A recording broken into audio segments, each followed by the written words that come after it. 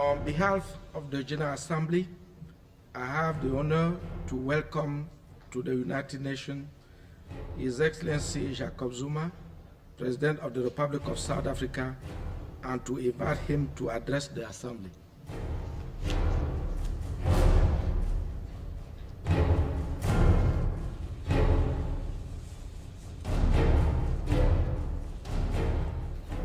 Your Excellency, President of the General Assembly, Your Excellency, Secretary General of the United Nations, Your Majesties, Your Excellencies, distinguished delegates and guests, it is an honor and a privilege for me to once again address this august body. South Africa attaches primary importance to the United Nations General Assembly as the most representative and democratic organ of the United Nations serving the international community. We congratulate you, Mr. President, and the Republic of Antigua and Barbuda on your election as President of the 68th session of the General Assembly. We also thank Mr. Vuk Jeremic for the splendid way in which he presided over the 67th session of the General Assembly. Mr. President, let me begin by reiterating our condemnation of the horrific terrorist attack over the weekend in Kenya, in which a number of civilians, including a South African national, were killed.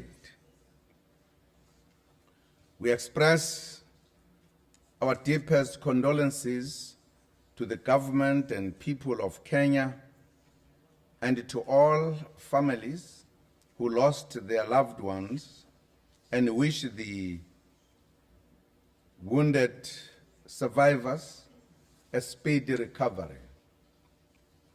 We continue to support Kenya's and the international community's efforts aimed at peacekeeping, stability, democracy, and nation building in Somalia. Mr. President, the theme for our debate this year, the post-2015 development agenda, setting the stage, is most appropriate. In the year 2000, the commitment was made by world leaders in the Millennium Declaration to eradicate extreme poverty and adopt Millennium Development Goals. The MDGs are measurable and achievable targets that were specifically crafted to address the most pressing development needs of the most vulnerable. Full implementation of the MDGs remains the key priority on the development agenda for the next 2 years. A development agenda beyond 2015 should allow individual regions and states the space to address the development needs peculiar to their circumstances and priorities. For Africa in particular, the future development agenda should address poverty eradication, income inequality, and job creation. We further believe that the new development agenda can only be effective if it is focused on all three dimensions of sustainable development.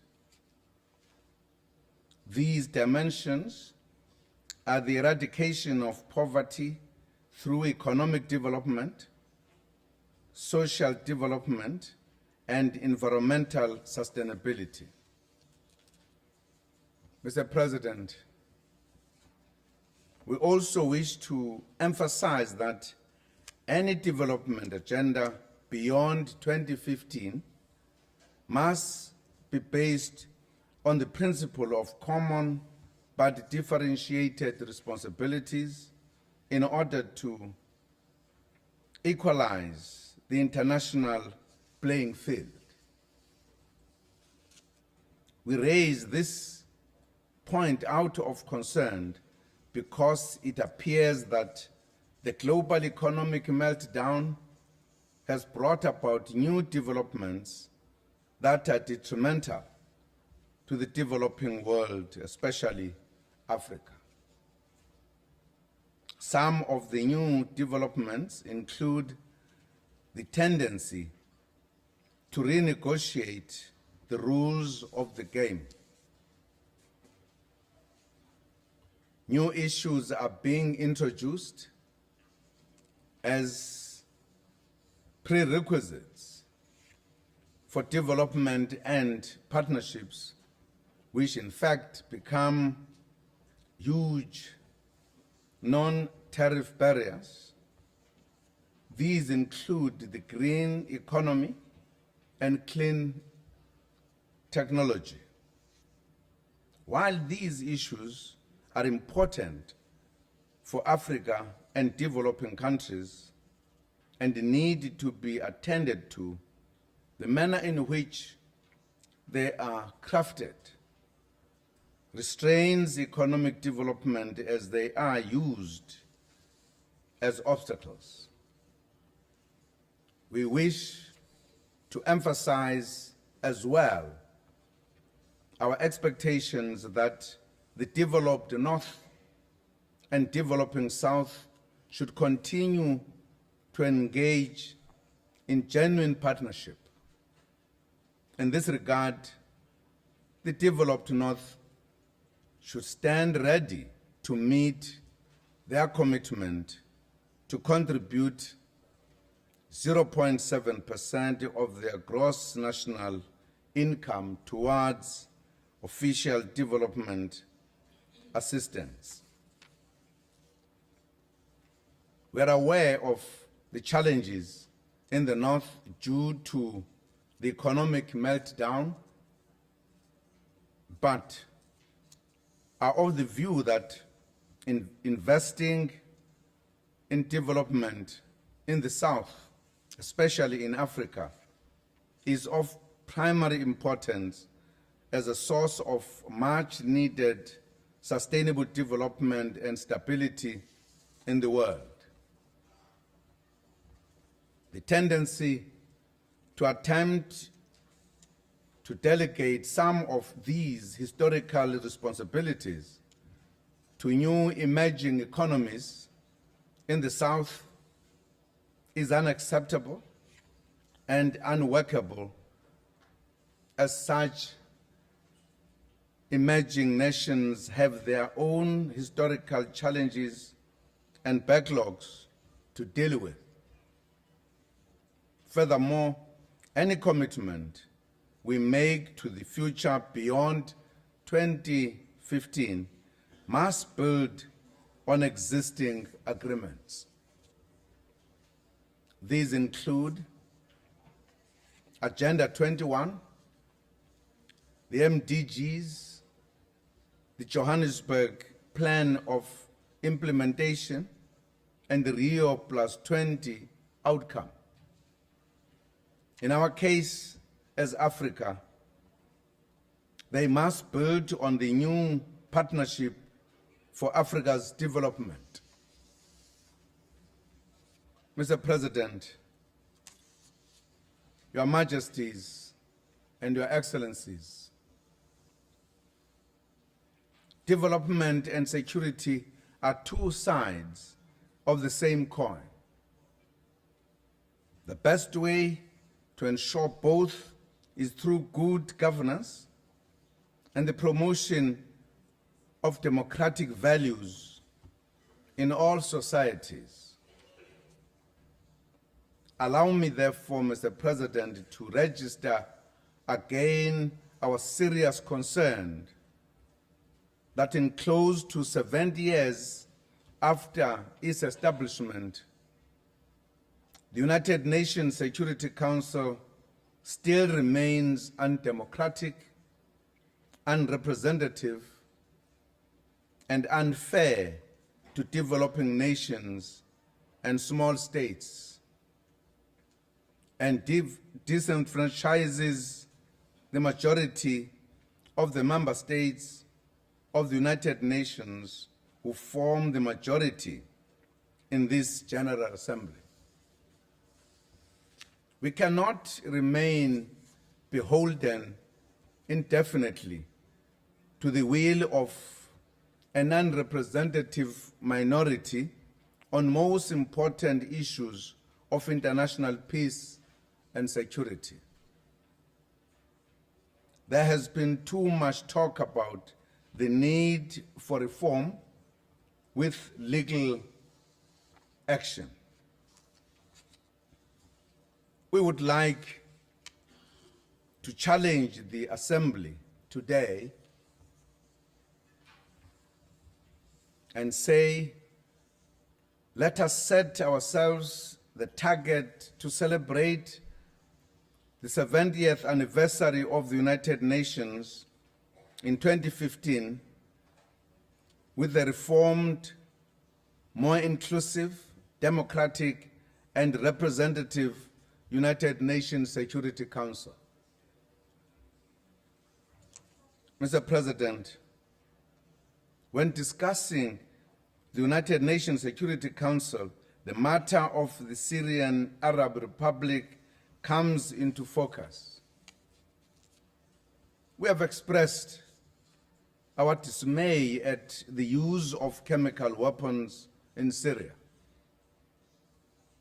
There is no cause that could justify the use of weapons of mass destruction by anyone or anybody under any circumstances. It is our strongly held view that any political transition in Syria must come about as a result of the will of the Syrian people and not as a result of a force of arms. We welcome the recent positive developments, such as the decision by Syria to accede to the Chemical Weapons Convention and the ongoing bilateral consultations between the Russian Federation and the United States. We support all the diplomatic efforts aimed at finding a solution to this matter. The international community has an opportunity to use the Syrian experience to ensure that matters of this nature are handled correctly going forward using existing instruments within the multilateral system of global governance. Mr. President, next year, South Africa will celebrate 20th anniversary of freedom and democracy. We will forever be grateful to those in the international community, including the United Nations, who stood beside us in our long struggle for liberation. We look forward to celebrating our anniversary of freedom with the United Nations and to strengthen our partnership. A strong partnership with the United Nations is critical for the future we want for the people of South Africa. We also take this opportunity to thank the United Nations and the international community for support during the recent hospitalization of our beloved founding president of a free and democratic South Africa, His Excellency Nelson Mandela. We thank you for your support and good wishes. The UN declared 18 July his birthday as International Mandela Day. This has become a catalyst to promote service to humanity worldwide. We thank the UN for this gesture. Our revered former president continues to respond to treatment at his home. His family and our people have warmly welcomed the support he continues to receive from the global community. We are humbled and very grateful for this support. Mr. President, as we celebrate our freedom and democracy, we remain mindful that our struggle is not complete until the people of Palestine and Western Sahara enjoy their right to self-determination. In the same manner that the United Nations stood by South Africa, we would like to see this organization being at the forefront of efforts towards self-determination for the peoples of Palestine and Western Sahara. We are deeply concerned about continued illegal settlement activities in the West Bank in violation of international law. These illegal settlement activities jeopardize the realization of the two-state solution. Mr. President, the Cuban people hold a special place in our hearts because of that country's sacrifice for African people in their quest for freedom. We'll therefore continue to struggle with them for their economic liberation. In conclusion, Mr. President, the 68th session of the General Assembly will undertake critical work for the future of our people. Let us tackle the work ahead in a manner that when future generations look back on this moment, they will be able to say that the leaders of this generation laid the foundation for the eradication of poverty, for building a world society of equality, and for world peace. Mr. President, let me borrow from the words of our former President Nelson Mandela on his inauguration day in 1994, when he said, and I quote, "We understand it still that there is no easy road to freedom. We know it well that none of us acting alone can achieve success. We must therefore act together as a united people for national reconciliation, for nation building, for the birth of a new world. Let there be justice for all. Let there be peace for all. Let there be work, bread, water, and salt for all. Let each know that for each, the body, the mind, and the soul have been freed to fulfill themselves." Close quote. And I thank you, Chairperson.